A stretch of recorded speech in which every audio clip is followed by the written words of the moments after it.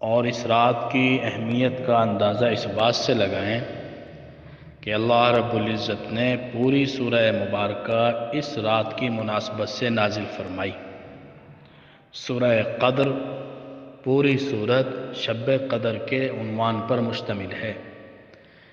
اس کی اہمیت اور افضلیت کو بتانے کے لیے حضرت عبداللہ بن عباس رضی اللہ تعالیٰ عنہ جو صحابہ میں سب سے بڑے مفسر ہیں، جن کے لیے نبی کریم صلی اللہ علیہ وسلم نے خصوصی دعا فرمائی قرآن کے علم کے لیے، وہ فرمایا کرتے تھے کہ اللہ رب العزت نے سورہ قدر میں 27ویں شب کے شب قدر ہونے کا اشارہ دیا ہے۔ وہ کیسے؟ کہ انا انزلناہ فی لیلۃ القدر، ہم نے اس کو لیلۃ القدر میں نازل کیا۔ یہ لیلۃ القدر 3 مرتبہ آیا ہے، اور لیلۃ القدر میں 9 حروف ہیں، لام یا لام تا الف لام قاف دال را، 9 حروف ہیں اور یہ 3 مرتبہ آئے ہیں تو 27 بنتا ہے۔ 27ویں شب کا شب قدر ہونا یہ اغلب ہے، غالب گمان ہے، اور علماء مفسرین کی اکثریت اس طرف گئی ہے۔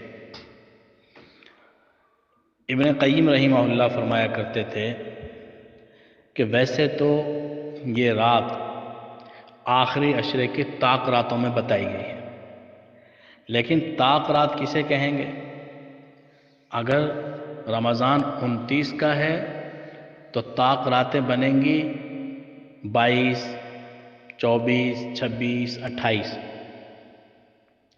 اگر رمضان 30 کا ہے تو پھر طاق راتیں بنیں گی 21، 23، 25، 27، 29 وغیرہ۔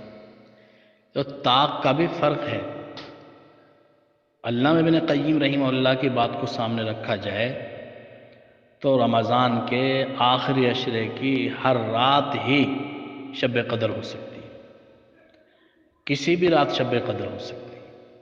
کیوں کہ ہمیں معلوم نہیں کہ چاند 29 کا نظر آئے گا یا 30 کا نظر آئے گا، ہمیں ہر رات لیلۃ القدر ہی سمجھنی چاہیے۔ اور شاید اللہ رب العزت نے اس کو مخفی رکھا، اس میں کہ یہ بھی حکمت ہو کہ اگر معلوم ہو جاتا متعین طور پر، اگر کسی سے وہ رات رہ جاتی تو پھر باقی راتوں کے اندر عبادت کا وہ لطف باقی نہ رہتا، وہ یکسوئی نہ رہتی، وہ اخلاص نہ رہتا۔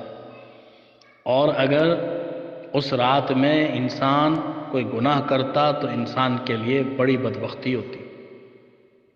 متعین طور پر معلوم بھی ہے کہ آج شب قدر ہے اور اس کے باوجود کوئی گناہ کیا تو انسان ہے، غلطی ہو سکتی ہے۔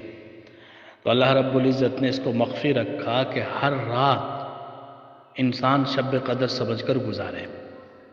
جس نے عشاء کی نماز جماعت سے پڑھی اور فجر کی نماز جماعت سے پڑھی، اللہ رب العزت نے اس کو بھی شب قدر کا اجر عطا فرما دیا۔ باقی جو انسان جتنی محنت کرے گا، جتنی کوشش کرے گا، اللہ تعالیٰ اس کو اتنا زیادہ عطا فرمائیں گے۔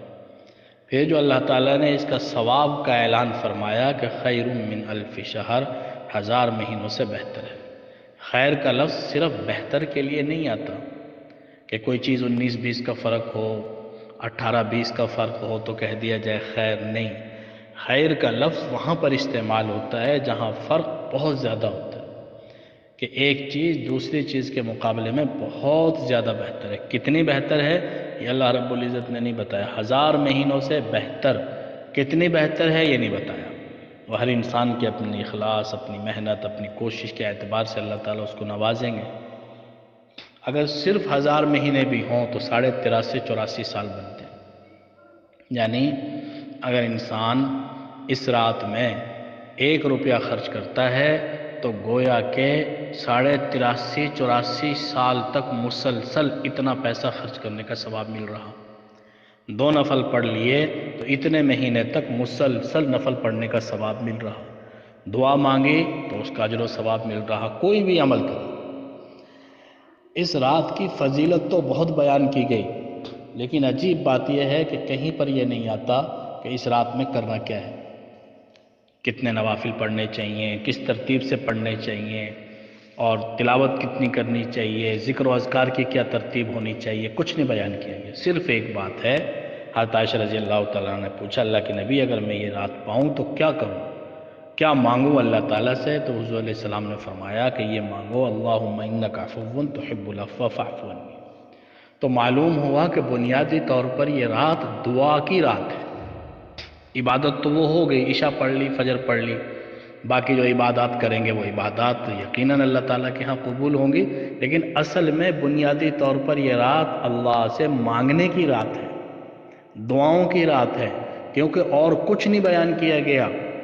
صرف جب بات بیان کی گئی اللہ کے نبی کی طرف سے تو وہ یہ کہ اس رات میں اللہ رب العزت سے معافی مانگو، اللہ رب العزت سے عافیت مانگو۔ تو کرنا یہ چاہیے کہ کثرت سے لمبی لمبی دعا آہوزاری کر کے اللہ تعالیٰ کے سامنے رو کے گڑ گڑا کے آنسو بہا کے کہ اللہ رب العزت کو ہمارے حال پر رحم آ جائے۔